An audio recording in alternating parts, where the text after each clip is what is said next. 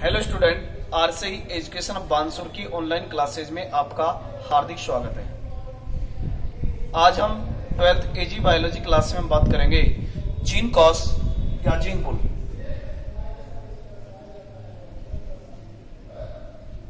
Gene cos, gene पुल वे सभी प्रजातियां जिनमें आपस में संकरण होता है या हो सकता है, उनमें पाए जाने वाले जीनों या विकल्पों को क्या कहा जाता है? जीन कॉस कहते हैं। जीन कॉस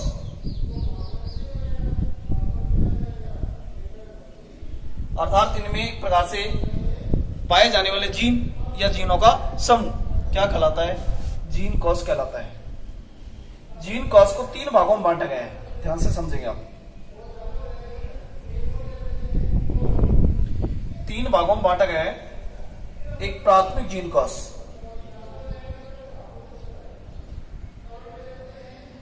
प्राथमिक जीन कॉस शॉर्ट में जीपी जीन पुल P1 बोलेंगे। नंबर 2 द्वितीयक जीन कॉस,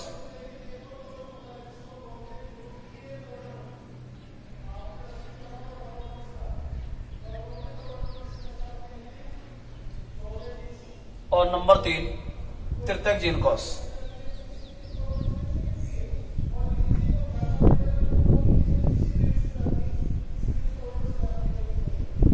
जिसे लेंगे GP3।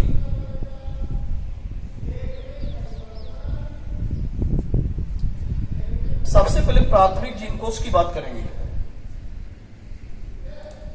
वे सभी प्रजातियां जिनमें संकरण सरलता पूर्वक होता है तथा इससे प्राप्त पौधे होते हैं जो पूर्ण उर्वर क्या होता है अभी बात करेंगे। पूर्ण उर्वर संकर पौधे, एक बार लिख देता हूं।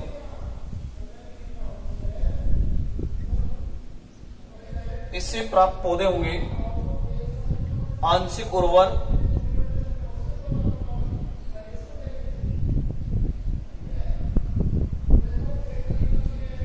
वे बंदे पौधे, और इसमें होंगे बंदे संकर पौधे।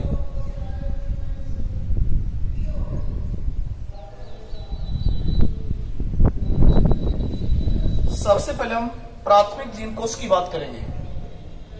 वे सभी प्रजातियां जिनमें संकरण सरलता पूर्वक होता है तथा प्राप्त संकर होते हैं जो पूर्ण उर्वर संकर पौधे होते हैं। उर्वर क्या होता है? उर्वर वे पौधे होते हैं जो जननक्षम होते हैं, यानी जिनमें जनन क्षमता पाई जाती है। तो कहने का मतलब कि इसके अंदर संकरण सरलता पूर्वक होता है और इससे प्राप्त पौधे होते हैं वो पूर्ण उर्वर होते हैं, यानी उनमें जनन क्षमता पाई जाती है।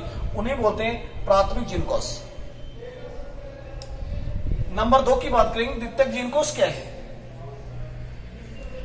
द्वितीयक जीन कोष कि जब द्वितीयक जीन कोष के सदस्यों का, द्वितीयक जीन कोष के सदस्यों का संकरण प्राथमिक जीन कोष के कठिनाई से होता है। ध्यान रहे, प्राथमिक जीन कोष के सदस्यों का संकरण होता है जो प्राथमिक जीन कोष के सदस्यों से कठिनाई से होता है तथा प्राप्त संकर होते हैं जो आंशिक उर्वर होते हैं। कैसे होंगे? आंशिक उर्वर होंगे या कैसे होंगे? बंदे पौधे होंगे। उन्हें कहा जाता है द्वितीयक जीन कोष। ध्यान रहे, तृतीयक जीन कोष क्या है? तृतीयक जीन कोष की बात करें तो आप ये बताएंगे कि जब तृतीयक जीन कोष के सदस्यों का संकरण प्राथमिक जीन कोष से, प्राथमिक जीन कोष के सदस्यों से कठिनाई से होता है तथा प्राप्त संकर होंगे वो कैसे होंगे? बंदे व संकर पौधे होंगे। बंदे का मतलब उनमें जनन क्षमता नहीं पाई जाएगी। ध्यान रहे, तो अपने पास जीन कोष है, इसके 3 भाग बताए गए। प्राथमिक जीन कोष, द्वितीयक जीन कोष तृतीयक जीन कोश। प्राथमिक जीन कोश के बारे में आप समझ चुके हैं कि इसके अंदर बनने वाले पूर्ण उर्वर संकर पौधे होंगे, जबकि तृतीयक कोश के सदस्यों का संकरण प्राथमिक जीन कोश के सदस्यों से कटने से होता है तथा प्राप्त जो पौधे होंगे जो आंशिक उर्वर होंगे या कैसे होंगे, बंद होंगे। बंद का मतलब समझ चुके होंगे, उनमें जनन क्षमता नहीं होगी।